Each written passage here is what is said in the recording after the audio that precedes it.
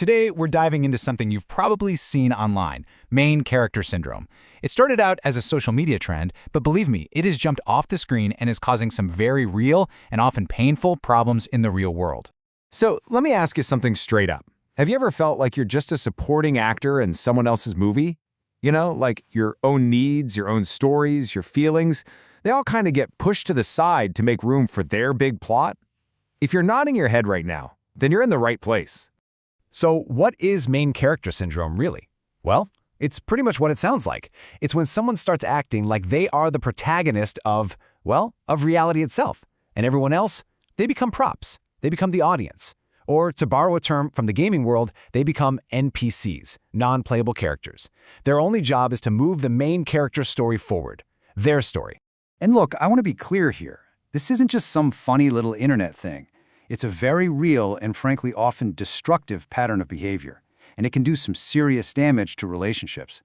The funny thing is, this whole thing didn't even start out as a bad idea. It actually began as a really positive trend on TikTok, you know?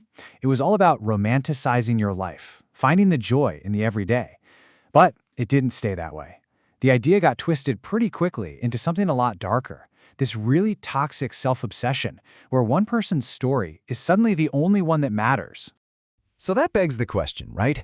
What is actually going on inside the brain of one of these protagonists? Let's take a look at what psychology and even neuroscience can tell us about this whole mindset. Okay, so first things first, main character syndrome isn't an official clinical diagnosis you'd find in a textbook, but it borrows heavily from two well-known personality patterns. On one hand, you've got narcissistic traits, which bring the grandiosity, that super-inflated sense of self-importance. And on the other hand, you have histrionic traits, and that's where the theatrality comes in. This is that constant burning need to be the center of attention, even if it means stirring up drama just to get the spotlight back on them. And this whole mindset gets supercharged by a few cognitive biases that are just running on overdrive. First up, you have the spotlight effect. This is the constant feeling that you're on stage and everyone is watching and judging you. Then there's the egocentric bias, which basically convinces a person that their perspective is the only one that counts.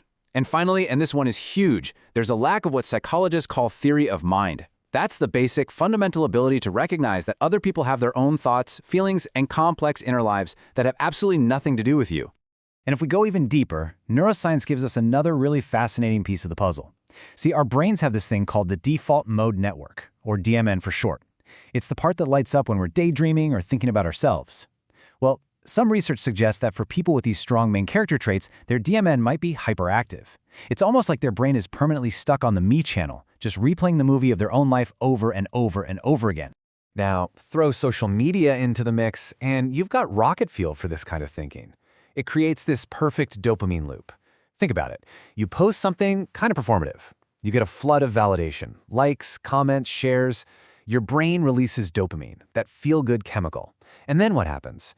Your brain wants more of that feeling, so you do it again. It's a cycle that literally trains you to constantly perform your main character role for an audience. Okay, so we've spent a lot of time talking about the main character. But honestly, the real tragedy here, the real cost, is paid by the supporting cast. We're talking about the friends, the partners, the family members. They're the ones who are paying the real psychological price.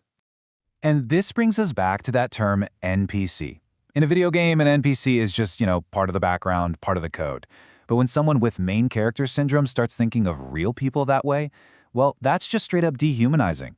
They're treating living, breathing human beings like objects who don't have their own feelings, their own goals, their own lives. And this damage, it isn't contained. It ripples out and affects every single kind of relationship. For a romantic partner, it often looks like reality being twisted, maybe even gaslighting. For a friend, it's that feeling of complete compassion fatigue from listening to one monologue after another. In the workplace, a colleague might have their credit stolen or just have to deal with constant disruption. And in a family, you might see one sibling totally neglected because all the attention goes to the golden child. And a phrase like, "That's not what happened. You're remembering it wrong." Man, that is a textbook example of gaslighting. It's chilling. Because the main character has to be the hero, or at the very least the victim in their own story. They will literally rewrite history to make it fit. And in doing so, they make you question your own memory, your own sanity. The long-term effects on the people around them can be really, really deep. Some can develop something called echoism. It's a term that comes from the myth of echo, and it describes this deep-seated fear of taking up space, of even having a voice. You end up living in this state of constant, chronic stress, always trying to manage someone else's ego. And eventually, that can lead to this profound sense of grief for the person you used to be, the identity you feel like you lost. Okay, I know that was all pretty heavy, but this is not a hopeless situation. The last part of this is all about how to break the script, how to reclaim your own narrative. And this is maybe the single most important thing to understand. You cannot reason someone into having empathy. You can't argue them into it, you can't love them into it. It just doesn't work that way. The path to healing is not about changing them. It's about taking back your own power, your own agency. It's about empowering yourself. So what if you can't just cut this person out of your life? Maybe it's a coworker or a family member. Well, a technique psychologists often recommend is called the gray rock method. Basically, you make yourself as boring and uninteresting as, well, a gray rock. You give short, non-committal answers. You show zero emotional reaction. You're essentially cutting off their supply of drama and attention. When you do that, you become useless to their story, and eventually, they'll go find a new audience. Your absolute superpower here is setting firm, ironclad boundaries. See, people with this mindset often see others as just extensions of themselves, so they're naturally going to push your limits. The key is to learn how to say no, clearly, calmly, and without giving them a long list of reasons they can pick apart and argue with. Something as simple as, "I'm not available to talk about this right now," is a complete sentence. You don't know them anything more. And when it comes down to it, your own healing really begins with this question. Who are you when this person isn't around? It's a journey of rediscovery, right? Getting back to your own hobbies, your own interests, your own identity. It's all about consciously putting yourself back in the center of your own story and never forgetting that you are the protagonist of your own life. Which brings us to the final and I think most important takeaway. The real irony of main character syndrome is that this desperate, all-consuming need to be the center of the universe, it almost always ends in loneliness. Real, meaningful connection, that doesn't come from a solo performance. It comes from being part of an ensemble. It comes from that beautiful, powerful recognition that every single one of us is the protagonist of our own story, and we're all just sharing the same stage.